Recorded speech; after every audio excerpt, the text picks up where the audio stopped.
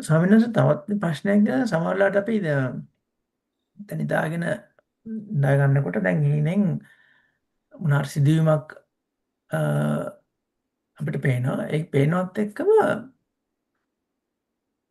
හීනෙන්ම කොහොමද මේ දහම් අදහසක් ඇවිල්ලා මේක හීනෙන්ම කොහොමද ලොකු මානසිකාරයක් වෙන්නේ? මේ සම්බන්ධව මේ සිදුවීම සම්බන්ධව සෑහෙන තදින් එහෙම එකක් ඒ කියන්නේ මේ සාමාන්‍යයෙන් ඉන්නවට වඩා තදින් ඒ නිින්දෙදි එකක් එහෙම වෙන්න පුළුවන්ද? එහෙම වෙන්නේ කොහොමද? එහෙම වෙනවද? ඔය එහෙම වෙන්න පුළුවන්. මම එහෙම වෙන්නේ මේ දැන් නිින්ද කිව්වලක තද නිින්දේදී නෙමෙයි ඔය වෙන්නේ. ආ. ඔය නිදියාව දෙක අවස්ථාවක් තියෙනවනේ. හ්ම්. තද නිින්දේදී ඔය මොකක්වත් අපි දන්නේ නැහැ. හ්ම්. නිදියාව දෙක අතරමැද අවස්ථාවක් තියෙනවනේ. හ්ම්. අන්න ඒ වෙලාවට අර අඩ නිින්දේ ඉන්නේ. හ්ම්. එතකොට වෙන්නේ අර හිත බොහොම සැහැල්ලුයිනේ. හ්ම්. දැන් හීනෙන් සිද්ධියක් දැක්කත් ඒ සිද්ධිය අරගෙන ඇතුලෙන් හොඳට හිතන්න පුළුවන්. ධානයක් වගේනේ. හ්ම්.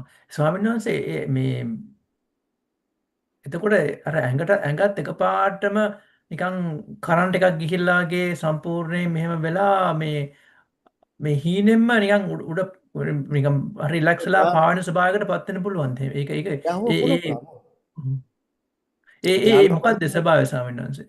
ඒ ඒ වෙලාව කියන්නේ තාම පුදුමාකාර සැහැල්ලුවක් වෙලා නිකන් අර ඉලෙක්ට්‍රික් කරන්ට් එකකින් මට තේරෙන්නේ නැහැ. ඒ කියන්නේ එහෙම එකක් වෙලා නිකන් වේව්ස් වලින් වගේ ඇඟ එහෙම එකක් මෙහෙම වෙන්න පුළුවන් ස්වාමීන් වහන්සේ ඉන්නේ. ඒ ධාන මනේ දැන් ධාන වඩන හතර ඉරියව්ව පුළුවන්. නම් සමහර නින්ද නෙන්නේ ඉතින්. නිින්ද කියලා හිතියට ඒකද නිදි නෑ. නිදි නම් ඔක වෙන බෑ. ඩීප් ස්ලීප් නේ. ඔව්. දැන් ඔයා දන්නේ නැතන ඩීප් ස්ලීප් නෙවෙයි. ඩීප් ස්ලීප් වල ඔහොම වෙන්නේ නෑ. හ්ම්. ඒ බාගට යන්තම් නිින්ද කියලා යන්න ඕන අන්නේ වෙලාව. එක්ක නිින්ද ඔව්. ගිහින් තිබුණා තද නිින්දලා ආයෙත් හැම පල්ලෙහාට බහිනවා. අඩ හ්ම්. නිින්දට බහිනවා. හ්ම්. අඩ නිින්දට බහැපු වෙලාවක ඒ ස්ලොට් එක වෙන්න පුළුවන්. හ්ම්.